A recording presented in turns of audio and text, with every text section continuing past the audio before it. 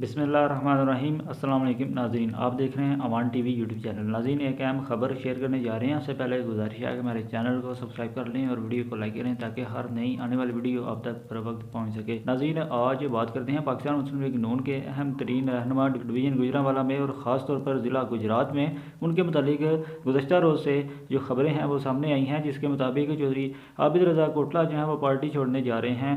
और बाद साफ़ी जो है उनका कहना है कि मामला तय पा चुके हैं और वो प्रेस कॉन्फ्रेंस इस हवाला से नहीं करेंगे।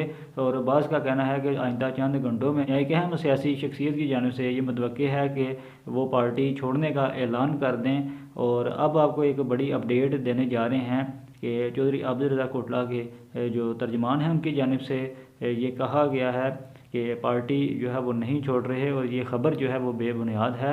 चौधरी आबिद रज़ा कोटला मुस्लिम लीग नून का ही हिस्सा है और पार्टी छोड़ने की ख़बरें जो हैं उसमें कोई सच्चाई नहीं है।